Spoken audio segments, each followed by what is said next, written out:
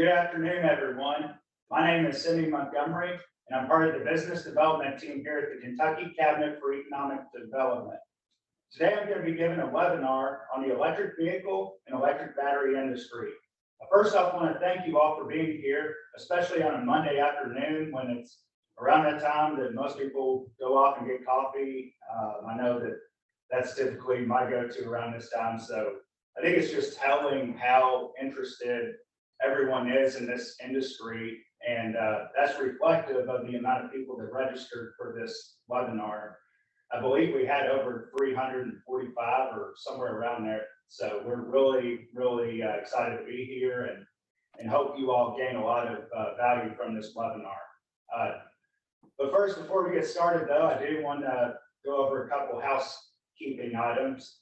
First off, I'm joined by our Commissioner for Business Development, Mr. Jeff Taylor, and I'm also joined by Christopher Snyder, our Director of Research. Christopher will be monitoring the chat for questions. So if you all have any questions during this webinar, feel free to throw them into the chat. But please be advised at the end, we will be having a Q&A session. So if you want to wait till the end or come up with questions at the end, feel free to throw them in the chat at that time. The second thing is that if you have any friends that weren't able to make it in attendance or something I said intrigued you, both the recording and the slideshow will be available after the webinar. For those of you all that are not familiar with our cabinet, we are the state agency responsible for job creation, business retention, and corporate investment here in the state of Kentucky. While we are within the governor's cabinet, we are governed by a partnership board, and at the cabinet level, we are led by Secretary Larry Hayes. Under Secretary Hayes' leadership, we have 5 departments and offices, namely our Department for Business Development, our Department for Financial Services, our Office for Kentucky Innovation, our Office for Marketing and Public Affairs, and our Office for Legal Services. A little bit about me. So I've been here at the cabinet for a little bit over a year. I'm a native of Elizabethtown, Kentucky, so as you all can imagine, I'm really excited to see what BlueOvalSK has done for my community and will continue to do as construction and production continue. And grew up actually in an automotive family. My family is within its 4th generation of retail on the retail side of the automotive industry. So I grew up washing cars and selling cars and pretty much everything in between. And in fact, my twin brother runs a store right now, so it seems like it's part of the dinner talk anytime we get together. So it was just a natural fit for that to be part of my roles here at the cabinet. Now, when I'm not working on the EV industry, I'm also helping in research and due diligence when we have new companies wanting to come here to Kentucky. And also, I am a proxy for Secretary Larry Hayes on the Public Service Commission's siting board. Prior to coming to the cabinet, though, I was a criminal defense, family law, and commercial real estate attorney. I heard the state paid the big bucks, so I decided to pivot industries. In all seriousness, I've really enjoyed my time here at the cabinet. I worked with an incredible group of people and have learned so much in the last year or so. Now let's get to what you all came here for, and that's the agenda for this webinar. We're first going to start talking about the electric vehicle, and then address the EV battery sector and EV charging infrastructure, and as it relates to some of the recent funding announcements. And lastly, we're going to talk about Kentucky's strategic position as it relates to these new industries. The age of the electric vehicle. Just by curiosity, does anyone know what year the EV made its debut here in the United States? Feel free to throw it in the chat, or if you don't want to be embarrassed if you're wrong, tell it to yourself. Either way, we won't judge you. If you chose A in 1890, you would be correct.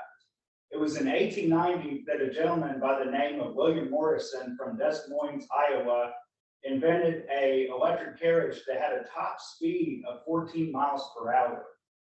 In the early 1900s, the electric vehicle was the most viable option as far as personal vehicles were concerned. You had steam vehicles, but their issue was it would take up to 45 minutes to start, and you would constantly have to refill it with water. You had gas vehicles, but they had a hand crank, and it wasn't the easiest thing to learn how to shift gears. And so, because of that, the electric vehicle was a prominent form of personal transportation among personal vehicles. It wasn't until 1908, though, that things started to change. In that year, Henry Ford invented the Model T and made it into mass production, and the rest is history. By the time 1912 came around, the electric vehicle costed $1,750, as opposed to the gas vehicle that only costed $650. You add that the electric starter replaced the hand crank, and you also had better road systems and the discovery of crude oil in Texas, and it led to the demise of the electric vehicle. It wasn't until the 1960s and 70s that there was any spark in electric vehicle life, and at that time you had rising oil prices up until the mid-1970s with the oil embargo, that you started to have conversations around, well, maybe we need electric vehicles. The issue, though, was that the technology just truly wasn't there. I think the best that they could do was to create, or the best vehicle on the road that they had electrically was had a range of 40 miles an hour and had a top speed of 45 miles an hour. So those efforts were kind of discarded. It wasn't until the 1990s, though, that you started to see federal and state regulators wanting to reduce emissions in the air, which led to reinvigorated hype for the electric vehicle. At that time, you had automakers like GM come out with the EV1 that had went from 0 to 50 in 7 seconds and had a cult. The issue, though, was price. You had low gas prices and expensive EVs, so it really didn't take off. And when you look, though, in the mid-2000s until the present, there were two events that really sparked the way for the electric vehicle. The first was the Toyota Prius, which came out in 1997. When it made its debut here to the United States, it was a hit. And over the past 22 years, it has continued to gain traction and become a vehicle that a lot of folks that are carbon conscious continue to want to drive. And of course, I know I have a lot of friends that, that drive Priuses and just swear by them. And they're always that Prius person in my friend group. And so they're, they really, in my mind, changed the conception of what an electric vehicle is, even though it's a plug-in hybrid. And I think that's allowed more people to be accepting of electric vehicles. The second event that a lot of folks believe led to the EV as we know it today is this little small startup called Tesla Motors that formed in 2006 in Silicon Valley. And their goal at the time was to create luxury sports cars that were electric. And as you all can imagine, they were able to build their platform around that. You had a lot of government incentives through the DOE between 2006 and now that allowed them to get capital investment and really use federal funds for R&D, which has allowed them to be one of the elite automakers in the country now, not just electric, but in general. The third, and this really isn't, a lot of people don't really talk about this enough, but I think regulations during the Obama administration around emissions really changed the landscape around EVs because it forced, maybe not forced, that might be too strong of a word, but it really incentivize the automakers to at least have some electric vehicles within their fleet and start to transition from purely gas to having some vehicles that have much more higher, miles per gallon. So that's where we are today. So I know I've been given a history lesson on the electric vehicle without really even describing it. So what is an electric vehicle? Well, in its purest form, an electric vehicle is going to have a battery and an electric motor as opposed to an internal combustion engine and a gas tank. In the industry, we call these battery electric vehicles. You also have the plug-in hybrid vehicles, which are essentially what we would consider a Toyota Prius. And these vehicles are going to have a combination of both electric and gas components. So you're going to have a gas tank, you're going to have an internal combustion engine, you're going to have a battery, and you're going to have an electric motor. So why electric vehicles? Well, they're cheaper to maintain. You go from having about 2,000 moving parts in a gas vehicle to roughly 20 moving parts in an internal combustion engine vehicle. As you can imagine, you're going to have lower maintenance per vehicle battery life based on just having fewer parts to maintain. You're also going to have increased fuel economy. You're going to go from getting roughly 20 miles per gallon to 100 miles per gallon electric. If you drive a plug-in hybrid, you're going to spend a third of the cost on filling up at the tank. You also need to discuss the charging convenience. As of right now, 80 to 90% of all charging is done in residential homes. Now, mind you, as technology gets better and we create more publicly available infrastructure, I anticipate that number to go down. But at least for right now, it's a big advantage to folks that own electric vehicles that they can charge from the convenience of their home. So why don't consumers buy EVs? Well, range anxiety. You know, it wasn't long ago that the top end on a range would be about 60 miles. And now we're up to, and literally this just came out like a month ago, that there was a vehicle in China, or an automaker in China, I think they're GAC Motors, I think is their name, and they have announced that they have a vehicle that can go up to 620 miles on a single charge. Here in the US, the highest we have is Lucid Air, and that goes 500 miles per one charge. So we've significantly made improvements in range. I think it's just a matter of educating consumers that range is no longer as much of an issue. But that leads kind of into my second point, and that is the lack of infrastructure.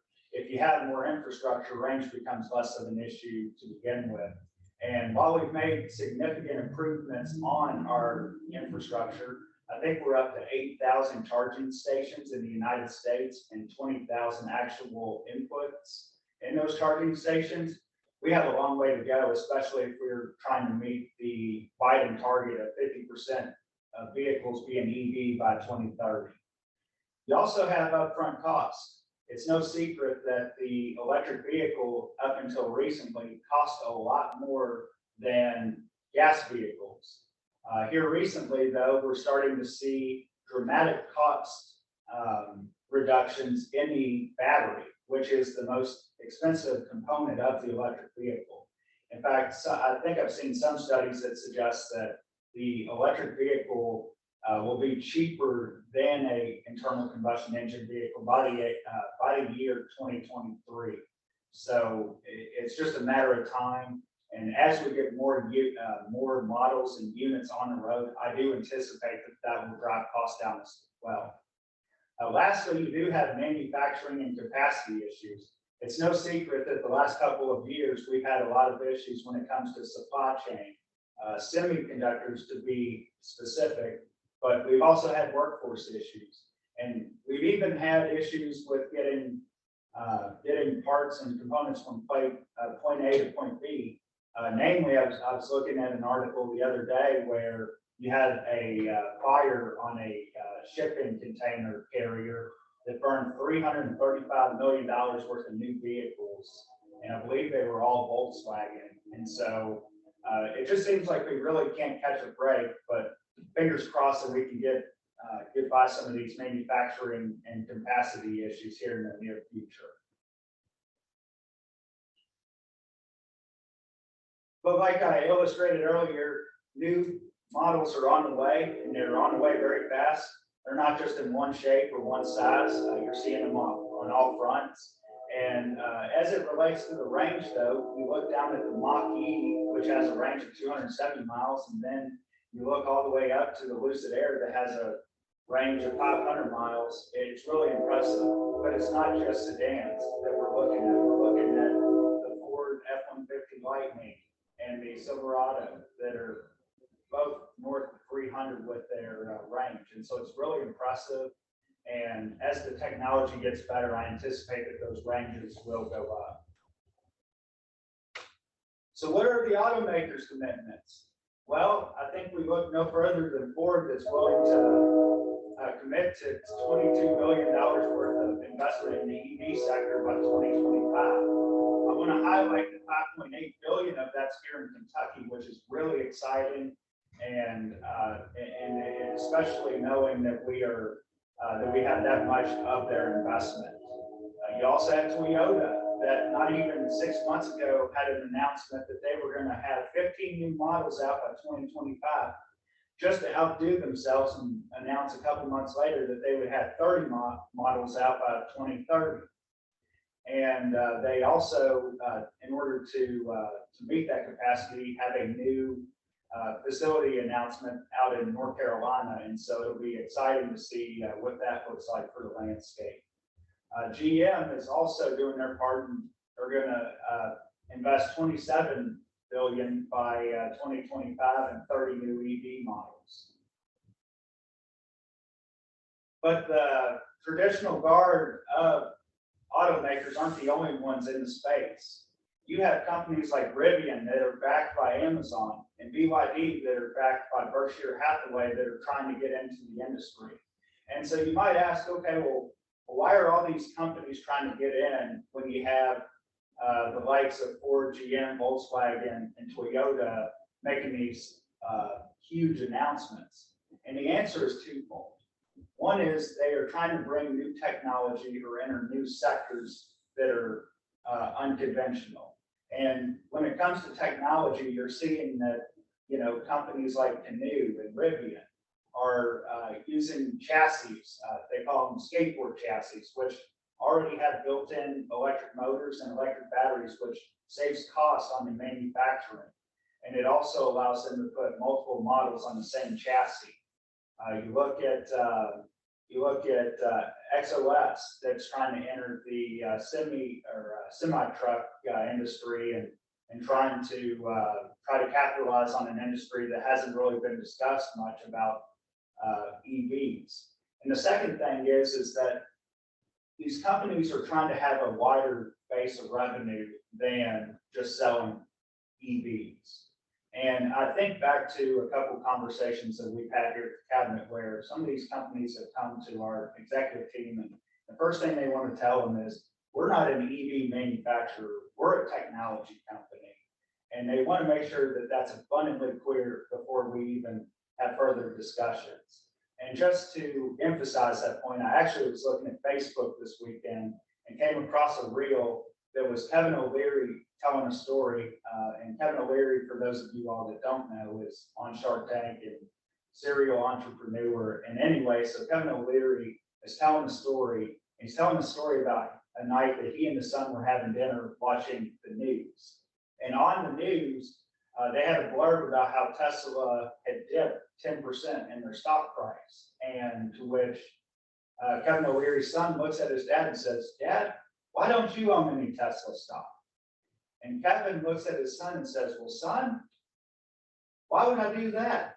Tesla is grossly overpriced, especially for the amount of earnings they have." And Kevin's son, who's an electrical engineer at Tesla, looks at his dad and says, "Dad, you just don't get it. Tesla's not an EV manufacturing company. They're a data company. You see, every time a Tesla drives on the highway, that data is being sent back to Tesla HQ. That data is being used for their self-driving program. That data is being used to sell to insurance companies that are trying to perfect their actuarial formulas. That data is being sold to advertisers that are trying to advertise to you and I based on our location and where we're going and what we're doing. And so they have all these extra streams of revenue. And I anticipate that that's, some of the same reasons that some of these companies are trying to enter the sector. Let's talk sales. In the last year, EV sales were up 60%. Now, just to give context, new vehicle sales were down 13.4% year over year. And just in 2021 alone, there were 1 million EVs sold. That's an all-time high. In fact, in Q3 of 2021, it was 10.4% of all new vehicle sales were EVs. Here in Kentucky, we went from having 1,800 new vehicle registrations that were EV to 2,600 new vehicle registrations that were EV just from 2019 to 2020 alone. And just to give you all a feel for what's selling, well, obviously, we're talking about data from 2021. And so, as you can imagine, Tesla leads the way with multiple models. But it is worth noting that the Mach-E did a fantastic job and had a lot of sales. The other thing that's worth noting is the Chevy Volt is having battery fires, so they've had to recall it. And it's my understanding, I think I saw where they are anticipating to be live in Q2 of this year, but I believe they only had 25 total sales in Q4 of 2021. But as we get further along in the process and we have more manufacturers making EVs and we have more models to choose from, I anticipate this list to shake up drastically. And as evidence, just look at the 2022 pre-orders. You had 200,000 pre-orders for the Ford F-150 Lightning.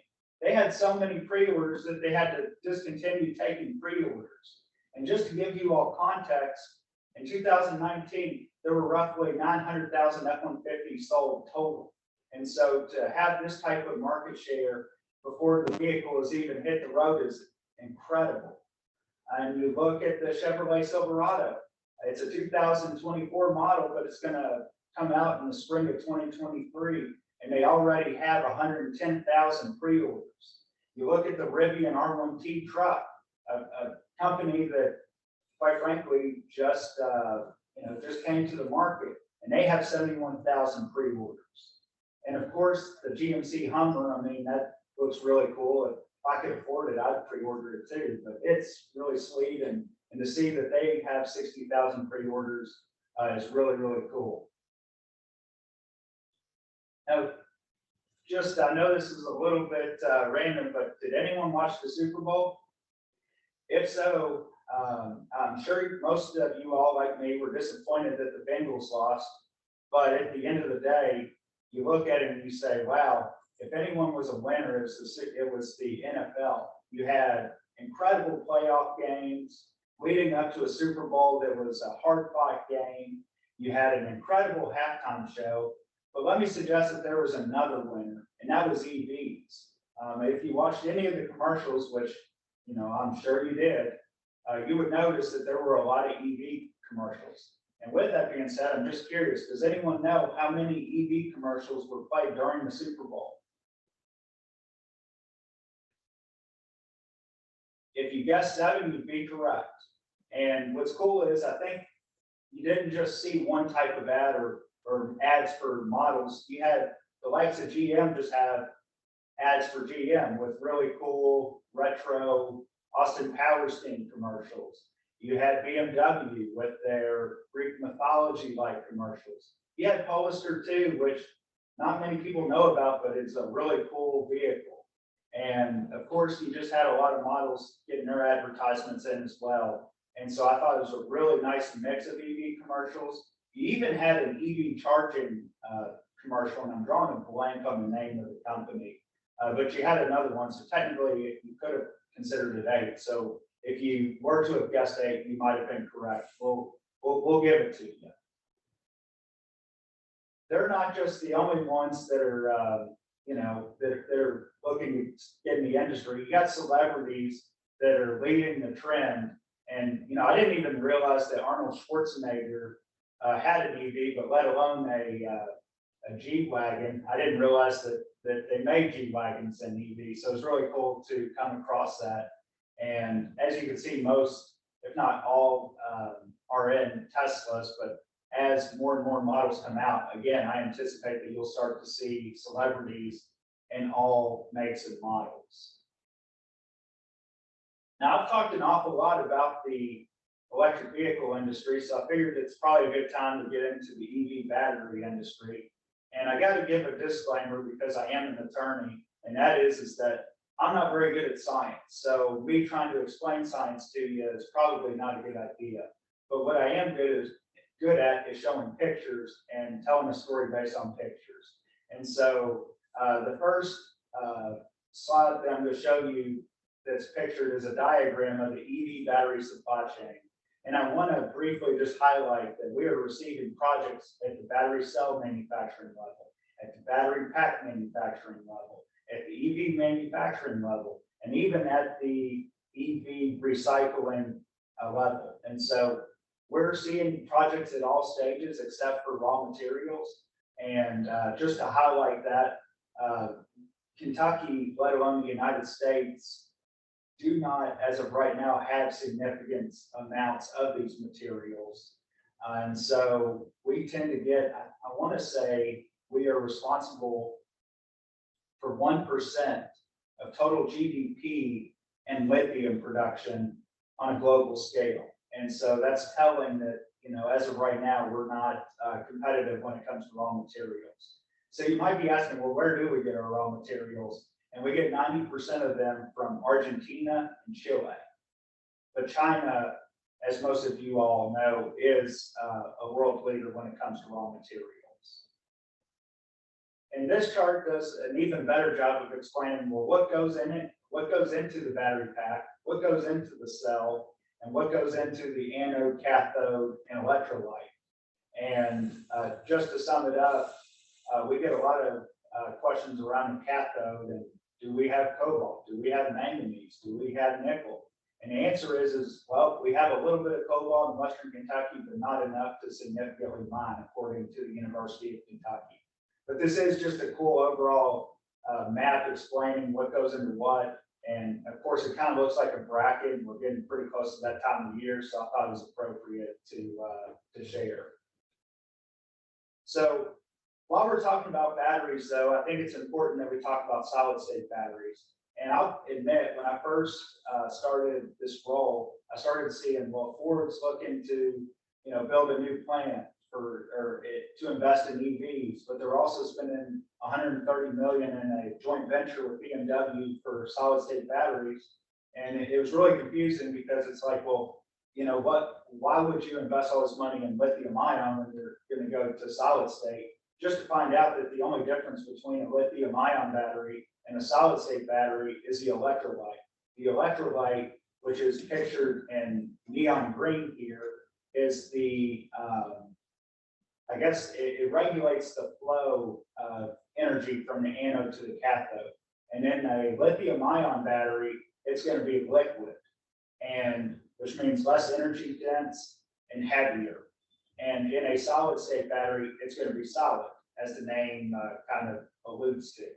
And so the main difference is going to be is in a solid state battery, you're going to get a lighter vehicle, which means longer fuel range and less time to charge at the station. Now you might ask, okay, well that sounds great, but why don't we have it? And the answer is that there are manufacturing complexities, and as of right now, I think their main uses are in a smartwatch and in a pacemaker. So they're very small batteries, meaning they're very hard to kind of watch. And so when it comes to R&D, you can't just they're too small to really watch. And so that's kind of led to some of the manufacturing complexities when trying to build a much larger solid state battery. Oh, by the way, I need to go back and address one thing, and that is that Ford and BMW aren't the only ones that are partnering up to invest in solid state. You also have Hyundai that's invested $100 million in solid energy systems as well. And I know that there are other companies looking to do the same thing. Now let's talk about the top 5 EV battery manufacturers. And this is another area in this presentation where this industry is constantly shifting. The one consistent is CATL has a stronghold on the industry currently. And as the last data that came out, which I believe is for Q4 of 2021, CATL moved up 2 points. You had Panasonic drop 2 points. They were at like 15% market share. And SK Innovation and Samsung SDI moved up about 0.5 percentage points in the last Q of data. Now let's talk about EV charging infrastructure.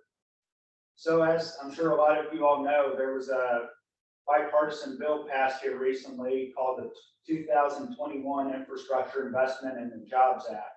And there were 3 main programs that came out of that that are going to benefit us here in Kentucky.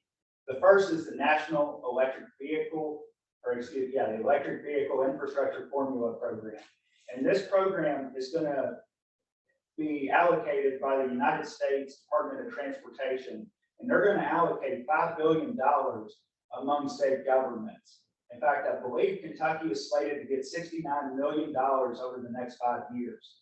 And in year 1, I believe that number is 10.2 million per the governor's announcement a couple of weeks ago. You also have the Charging and Refueling Infrastructure Grant Program. This is also going to be allocated by the United States Department of Transportation, and they're going to allocate $2.5 billion to state and local governments for charging infrastructure, and that's going to be through a competitive grant program. Last, but certainly not least, the Department of Energy has a program that they have announced through a notice of intent where they're looking to allocate $2.91 billion to the EV battery supply chain. And the reason they are doing that is something I've already alluded to, is that we are getting pretty much all of our raw materials offshore. And as we have learned through going through a pandemic, the more supply chain issues we have, the worse it is for consumers and for small businesses and for everyone involved in the supply chain. So we are looking to try to bring as much as we can stateside, and we are looking to improve our infrastructure and our capabilities at all phases of the battery supply chain. And so this $2.91 billion in funds hopefully will go a very long way in improving our infrastructure. Here's a map of the current EV charging stations in Kentucky. As you can see, most of them are along the highway or within Louisville, Lexington, Northern Kentucky, or Bowling Green. But as these funds become available and our infrastructure improves, I anticipate you will see a lot more yellow dots on this map. The other thing that's worth noting is the federal and state government aren't the only ones involved in improving our infrastructure. You also have utilities that have announced that they are currently working on programs and currently implementing charging stations across the state. You have the likes of the TVA and LG&E KU that have made such announcements. Kentucky's strategic position. So what does all this mean for Kentucky? Well, let's start by acknowledging that we are a day's drive within 2/3 of the United States population. And we are also within 600 miles of several EV-related manufacturers. We also have 3 air hubs in DHL, UPS, and Amazon. And so we are in a great position to attract these projects. The other things that we have to our advantage is we have over 500 OEMs and auto suppliers in the state. We have 240 metal-related projects. We had a recent announcement from Novelis that they're going to invest $50 million down in Guthrie for a recycling plant. And so it's just really exciting to see that these projects are kind of interlaced and working together, because the more projects we get, even in the metals industry, it's going to help us when it comes to EV projects.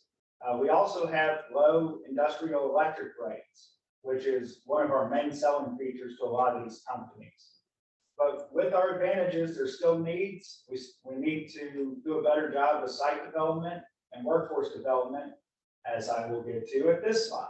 And so the future is electrifying, though, here in Kentucky, and there are a ton of opportunities. The first and the most obvious is our current pipeline of EV-related projects.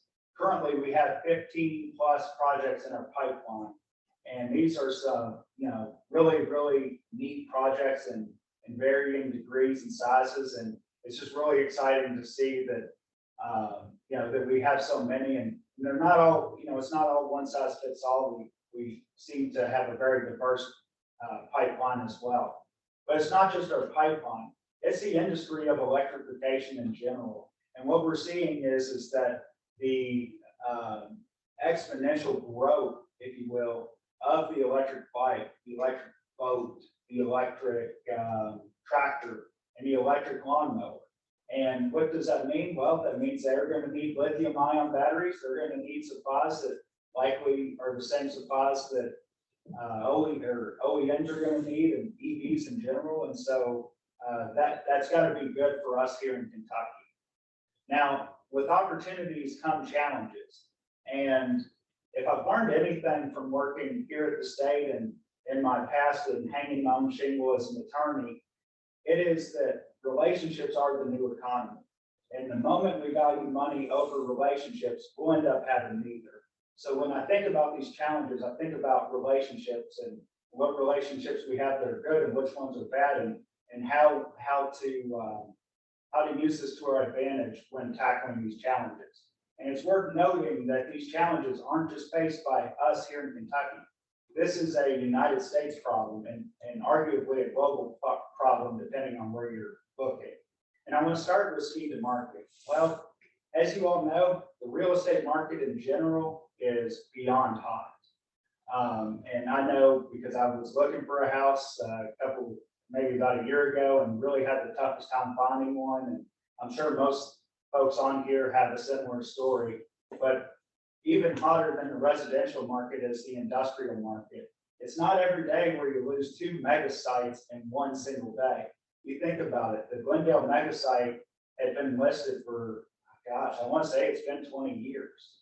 And I believe the Memphis mega site was the same deal. It had been sitting for a long time, and to see both of them go in one day, that has companies scrambling. So when it comes to speed to market, though, what can we do?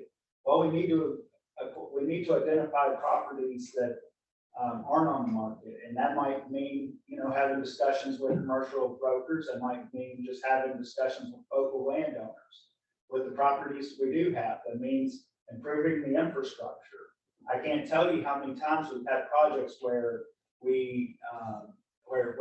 where a company might like the land, but then when we have those discussions with the utilities and find that there's going to be a significant lag time between when those properties can be serviced and when the company wants to get started, that causes a lot of friction, and I would imagine that we've probably lost some projects because of that. So the faster we can get these properties to market, the better opportunities we're going to have in winning some of these projects. The other thing is our workforce shortage. I don't have to tell you all, it's been really tough trying to find people to work. I like to think of I like to investigate why people are not working, and and I think when you look at it, you see that while wages have increased significantly over the last couple of years, so has the cost of living. Something I never really took into consideration is childcare. Childcare has significantly gone up because of COVID, because you're having less providers and more kids wanting to go into childcare. You think about the cost of food, the cost of living, inflation. as we've seen, inflation's higher now than it's been in a long, long time. And so as that's happened, people have learned to do more with less. And so understanding that, I think there are two opportunities. And one is either we got to either raise wages and come up with ways to do it in a way that, that it's just companies and, I guess public and private, or we need to be more creative and come up with ways to introduce new people into the workforce, which I think I like better. And some ideas I have, and these aren't really the cabinet's position, it's just mine. And from my perspective is, are we really doing a good job touching base with our prison populations here in the state? I know some communities do it better than others, but that's a great population to tap into to the extent we can. And I can speak to that personally with representing a lot of folks that have gone to jail and that, they would much rather work than just sit around. And a lot of them have obligations and child support and things they need to take care of. And so that could be an opportunity. The other idea I had, and we've kind of been pitched on this at some point, was we had a discussion with a gentleman within the Department of Transportation about a company in California that was looking to have a pilot program in Eastern Kentucky. And essentially what the program would do was fly people from Eastern Kentucky in these, they call them planes, but they look more like a helicopter, and would fly them to the likes of Winchester, Georgetown, Lexington, etc. But of course, we haven't really heard anything about that, and that's something that we want to continue to follow. But if companies are looking to do that, perhaps that is something that will come in the foreseeable future. So I guess the moral of the story is we just got to be thinking outside the box. And while my ideas might not be good ones, we got to be thinking outside the box to differentiate ourselves from other states that have the same problems as we do. But we do have programs. We have our Build Ready program. We have our Shovel Ready program. We have our Product Development Initiative. And something that is apparent is that our governor and our legislators, they understand our window of opportunity isn't going to stay open forever. And that's why you're seeing significant increases in funding to all these programs and to additional programs in the upcoming legislative session, is because they understand that this opportunity is not going to last forever. And so we do foresee that there will be additional funding coming down the pipeline. Now with that, I want to highlight a project profile in BlueOvalSK. And of course, like I said, I'm from Elizabethtown, was a youngster when Hyundai plant, when we lost that. And a lot of people were disappointed in that, and know that a lot of people worked very hard to try to make that happen. And a lot of the same folks are still in their capacity today, or still, involved enough. And so to see the excitement on their faces and so forth, it's been really cool to say that I've had a very, very, very small place or I guess just a role in this project. But the things I want to highlight, though, is that this project is going to create 5,000 jobs with a capital investment of $5.8 billion. The 5,000 jobs announcement is the largest announcement in state history. This $5.8 billion, along with the other investments that Ford has made, is the largest announcement in CapEx that Ford has ever made. You think about it, and the $5.8 billion as it relates to Kentucky is, well, it's not the top, it's up there as far as CapEx records are concerned. And so it's a really, really big project. It's a huge win for our state. And as I've kind of indicated, we have received a full pipeline of EV related projects just because of this project.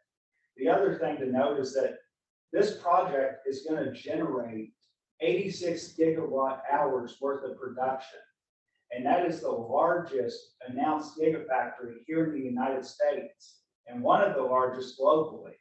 And so it's really impressive to see that that's coming here. And that's why we are seeing so many great projects come through our pipeline.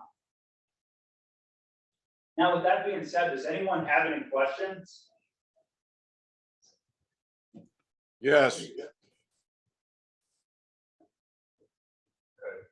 Yeah, it looks like we got several questions that came through the chat, so thank you all for entering your questions and discussion that we had. So we have one question that is around battery life. What is the expected life in total driven miles for EV batteries?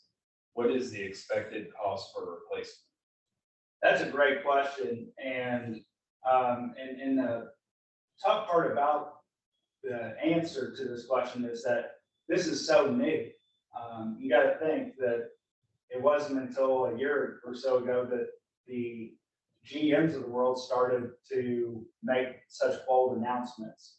But what we do know is that based on the research and development that's already been done, we have seen that a battery should last between 10 to 20 years. Now, I understand that that's a broad range. We're seeing more 12 to 15 on the conservative end, but on the kind of more aggressive end, we're seeing anywhere from 15 to 20 years. And so I just tend to stay as conservative as possible so that I have a better chance of being right. And I'm going to say 10 to 20 years. As far as the battery cost on the other side of this, like I said earlier, the price of batteries has gone down significantly year over year to the extent that we believe that the electric vehicle is going to cost the same, if not cheaper, by 2023. And so I can only imagine if you're trying to replace a battery in 10 years from now, that cost should be significantly less, barring any other circumstances, if we're just relying on the data that we have at our disposal. Got a lot of great questions about charging station infrastructure. So this one's kind of a couple of questions. How does the charging cost compare to gasoline automobile? How long does it take to fully charge, and how long would that full charge take you? And that's another great question. And honestly, I had a mental note to bring this up, but Kelley Blue Book did a cost analysis and basically went into a lot of interviewed a lot of folks that have Teslas that are charging from home and compared their utilities from before and after. And what they have come up with is that the cost to charge, or the added cost to your utility bill was around $25.20 a month, which obviously is significantly less than what we're paying at the pump. But what was the second part of that question? I'd like to add to that if I could. How far will the full charge take you? Okay, so I've talked to a couple of people that own Teslas, and they have said that to get a full charge, it takes 4 to 5 hours. However, if you were to go to a charging station and were to charge it for, I believe they said 30 to 45 minutes, that would get you 80% charge. It's that last 20% that takes forever, which would make sense because that always seems to be the case in my iPhone. But you know, when you look at other models, I've seen that it takes 10 to 12 hours with different models. So that's another area where technology, I anticipate, is going to get a lot better. And of course, that's why I think you're seeing all the funding coming out that is coming out. On a related question, does Kentucky have a plan to install the fast chargers in areas of the state, like rural areas? I can't really comment there. I would say that when it comes to the infrastructure bill, the state has to provide a comprehensive plan that they're likely going to hire out a consultant to do, and the based on that plan is based on how much of the $2.5 billion they will receive. And so I anticipate that a lot of it has to do with the fast charging stations, especially in rural areas. And I believe that one of their criteria was that you had to have a EV charging station within 50 miles of the next charging station to qualify. don't quote me on that. I know I know it's 50 miles, but I'm not sure if it's to qualify. You touched a little bit on the recycling, but we got a question. So is there a plan for disposing of lithium ion batteries that have been damaged or expired?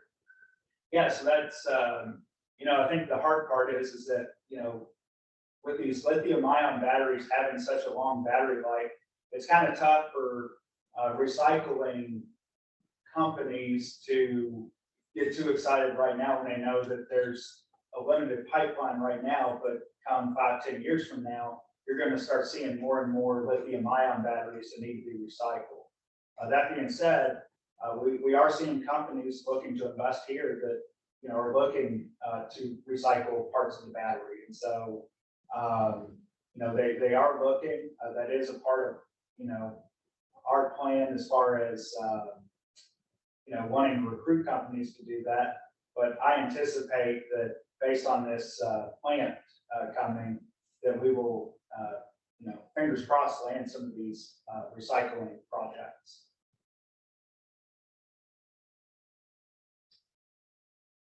Got a question on electricity demand.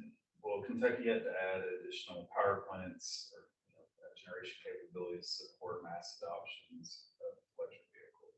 I anticipate the answer is a resounding yes. Now, what that looks like, I'm not 100% sure, but just based on the amount of load we have right now compared to what we are intending to generate, not just with EVs, but even on the solar side. I anticipate that we're definitely going to have to make improvements in our infrastructure, for sure. That's all the time we have.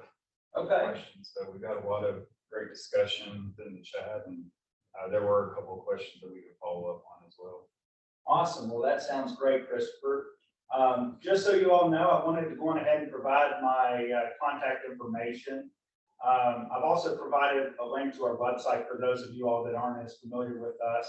And I'm very active on LinkedIn, so feel free to shoot me a message or just connect. I'm open to all discussions. And like I said, this is a team effort for us to be able to pull this off. And so I'm open to all dialogue and any opportunities or anything that you all have for me. I'm very much open to it. Now, the last thing I want to leave you all with is this cartoon. And I received this cartoon from Commissioner Taylor, and he said, "Sydney, you ought to put this into your webinar. It's kind of funny, and there's definitely some truth to it." I said, "You know what, Commissioner, you're right. It is kind of funny, and there's definitely some truth to it." So I put it into my webinar and kind of put it somewhere else. But the more I thought about it, I was like, this sums up my EV webinar to a T. Because in this cartoon, you got a man trying to solve 21st century problems with 20th century solutions. And if we can just solve 21st century problems with 21st century solutions, the future is bright for us here in Kentucky. Thank you all for taking the time to be with us today. We appreciate your all support for this webinar and for our cabinet. And be on the lookout for future webinars like this one produced from our cabinet. Thank you.